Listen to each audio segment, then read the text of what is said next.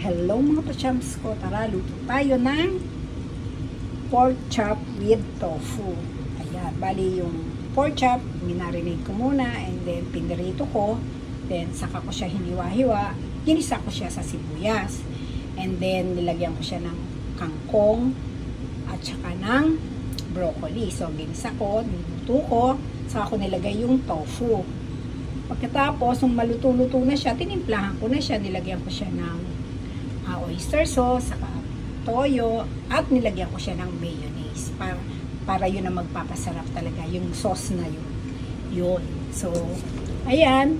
Tapos, binudbud ko yung ginisa kong bawang. O, diba? Ang sarap niya. Wala akong masabi. Diba? Na natin, mga pachams ko, para mapatunayan ko sa inyo, napakasarap. Ayan na.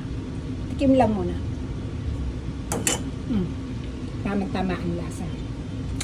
O, diba? Natutunan ko to kay Chef Ron Bilaro. O, simpleng luto lang. Pero napakasarap. Di ko akalain ganito pala kasarap. Sarap pala pag may mayonnaise. Ayan, o. Kita nyo, ayan yung binudbud ko yung bawang. So, ang sarap. Lasang-lasa siya. So, paano mga pachams ko? Enjoy ko muna itong niluluto ko, ha?